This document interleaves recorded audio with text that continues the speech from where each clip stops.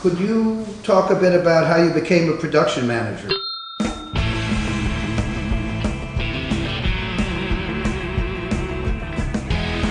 In 1983, I graduated from Brandeis University with a degree in English and no possible career options.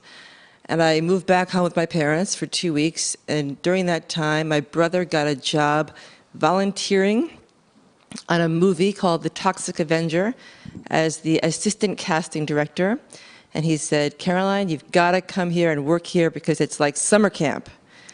And I said, "All right, I'll give it a try." And the next thing I knew, I was a PA, production assistant, working for free on The Toxic Avenger. I had zero experience. And then I was asked to be the costume designer and told, I think by Lloyd actually, it may have been by his partner Michael, to go out and buy a costume for The Toxic Avenger. But I was warned that I could not spend more than $2 on a, that was my budget. And I was very, very upset because I found the perfect hat at the Salvation Army, and I think it was $3.50. And I apologized. They made up the difference, and they took it. And the next thing I knew, everybody who had any experience on that movie quit. And I became the production manager with no experience other than my student body president experience in junior high school and my camp counselor experience. There were other production assistants. Why did you get to be production manager? Because I was incredibly loyal and faithful, and I had nothing else to do that summer, and I guess I was extremely hardworking. We had put ads in the local trade magazines looking for interns, and all these film students came looking for jobs, and I interviewed them with no experience myself. And suddenly, out of the kitchen comes Lloyd's partner, Michael. This is a true story.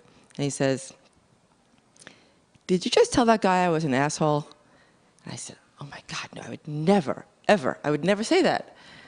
And he said, "Well, that's your effing problem. I am one, and all these people are gonna quit unless you tell them the truth about working here. It's really, really hard." And that was an interesting lesson to learn, and it was really hard. And he said, "We don't want any quitters."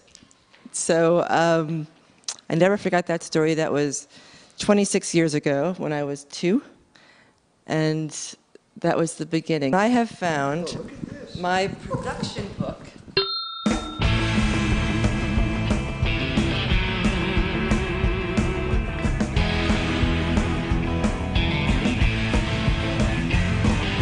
Including the script, parts of the script, the old Trauma address. Can you believe I have this? That's incredible. Yeah, I sure don't have it. I have parts of the old script, lines that I still to this day could not say without blushing. Bozo flags down an oncoming car, pulls the driver out, and drives off. With these amazing notes here. Original cast list. So we had Mark Torgel, Vincent D'Onofrio, Robert Pritchard, Jennifer Baptiste, Walter, somebody over there, Al Pierre, he was in a lot of movies. Wow, that's fantastic. It's all typed, no computer. Wow. This is all on an IBM Selectric. Look how organized too. I mean, gee whiz. Look at this. I have the entire cast, the character breakdown. So this is how I production managed with no experience. Personal release forms. Let's see the personal release forms. Rex Piano and Jill Beniski were the production managers before me. Yeah. Look at this. Look at all the X's. The X's are all the people who quit. Oh my heavens. Call sheets. All hand done. Monday, June 13th. This is 1983. Unbelievable. We don't even remember when we shot it. It was 1983. There it is. Yeah, you didn't know that? June 13th, I guess we started. That's the first call sheet. You learned kind of everything you need to know about filmmaking. You learned from The Toxic Avenger. That's my first book, which I think I Well, in fairness, I think I had to relearn quite a few things.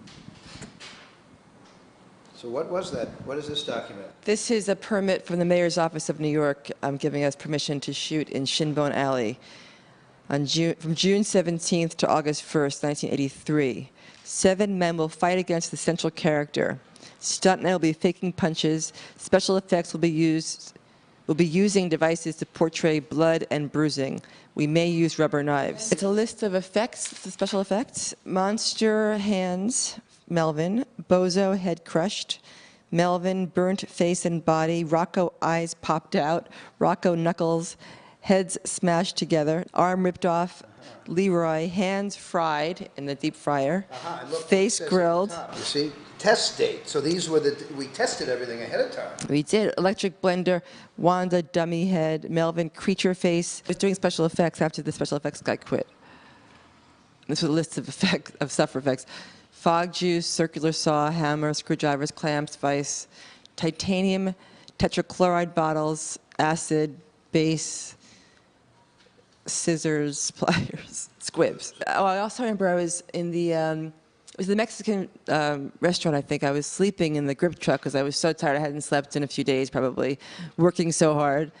And it may have been you. Somebody came slamming on the door of the grip truck and said, "Wake up, Lloyd wants you to dance. Get out there and dance in the scene." I was like, and I had to dance with the sound man, because there were not enough extras in that scene. So the lesson coming out of your Toxic Avenger experience? That anyone can make a movie. And we did. And I had no experience. But I definitely learned how to do it. Just being organized and conscientious and persistent, then I think it's possible.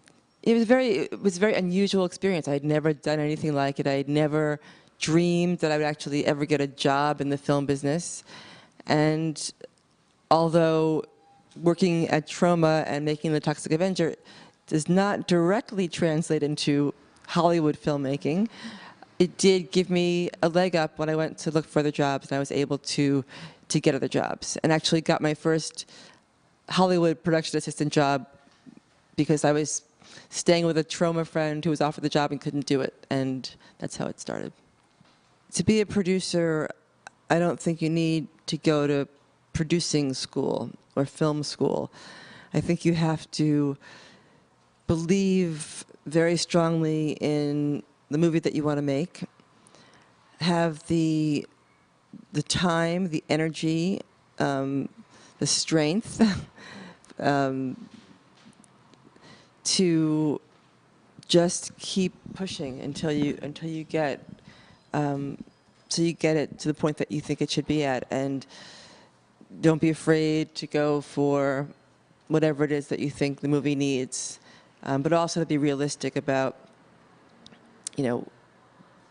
getting actors and, getting the film financed, to sort of trying to educate yourself as much as you can about what kinds of movies get financed. The one thing I think that I've learned, at least for myself, is that it's important to treat everybody with respect, and to err on the side of generosity whenever possible. I think that a happy crew, a happy cast is important, and it's only a movie after all, even though it's everything for us because it's what we do for a living. But it's the process of filmmaking as well as watching movies that I find so fulfilling.